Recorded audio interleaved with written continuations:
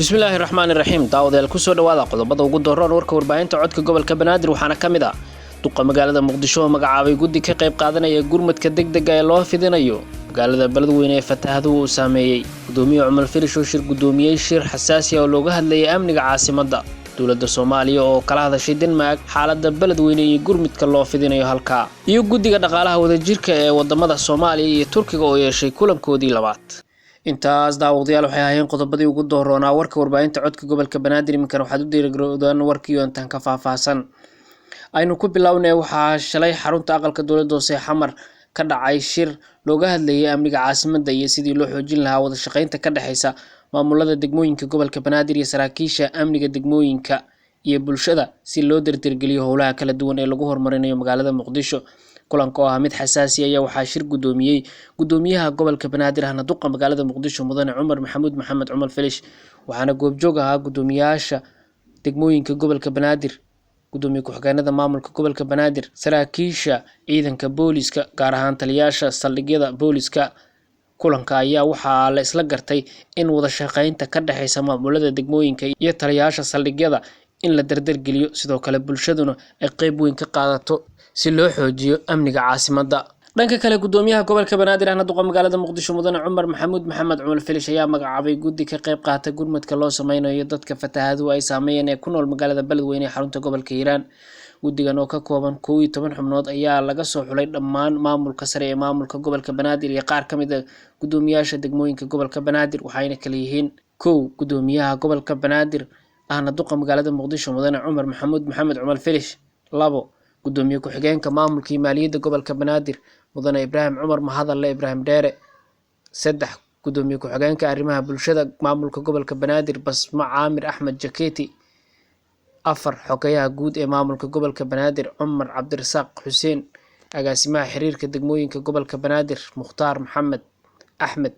gudoomiyaha dhalinyarada gobolka banaadir cabdi kaafi makaraan gudoomiyaha ururka haweenka gobolka banaadir marwe jawaahir baarqab gudoomiyaha degmada Hulwadaag Mustaf Cali Khayre gudoomiyaha degmada Yaaqshid Muuse Geesi Jimcaale gudoomiyaha degmada Kaxda Maxamed Yuusuf Maxamed 11 gudoomiyaha degmada Xamarweyne Cabduqaadir Maxamed Cabduqaadir gudoomiyaha gobolka banaadir ahna duqa magaalada muqdisho mudane cumar maxamed cumar filish ayaa sheegay in dadka ku nool gobolka banaadir iyo cid kasta oo wax awooda looga baahan yahay inay ka qayb qaataan gurmadka heer gobol ah ee loogu gurmanayo dadka reer beledweyne maamulka gobolka banaadir waxa uu isugu yimid arinta inay ka wada hadlaan arinta masiibada fatahaadaha ee ka dhacay gobolka hiiraan gaar ahaan magaalada beledweyne waxyaabo badan oo ku saabsan dhibaatooyinka halkaas ka jira ayaa maamulka gobolka banaadir uu ka wada hadlay ugu dambeyntii waxaa la isla go'aamiyey qodobo dhowr ah qodobadaas waxaa ka mid ah in arrintaas wax ka qabadkeeda loo saaro guddi heer gobol ah guddigaas waxa uu u dhaadhici doonaa degmooyinka waxaa jiri doona guddi hoosaadyo heer degmo ah oo si toos ah shaqada ula wadaagi doona guddiga heer gobol ee gobolka banaadir shacabka Soomaaliyeed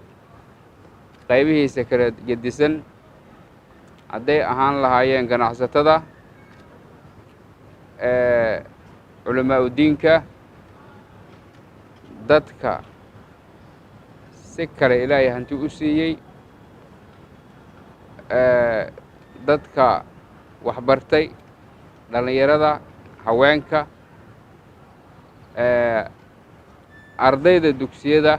iyo maamuladooda jaamacadaha dhammaan qaybaha uu ka kooban yahay bulshada Soomaaliyeed qaybaha hoggaanka bulshada Soomaaliyeed ee ku nool gobolka banaadir waxaan ugu baaqaynaa inay qayb muuqata ka qaataan gurmadkaas heer gobol ah ee loogu gurmanayo walaalaha dhibaataysan ee masiibada rabbaaniga ah ay ku qabsatay gobolka Hiiraan magaaladiisa Beledweyne. waxaad ogtihiin in roobab mahigaani halkaas ay ka da'een, biyo fara badan ay ka soo rogmadeen buuraha, webiga oo buux dhaafay, magaalada Beledweyne ay noqotay bad oo kale. dad badan oo qaar la garanayo oo qaali ay ku jiraan halkaas ay ku naf waayeen, kuwa kale si dirqiya looga samata bixiyey.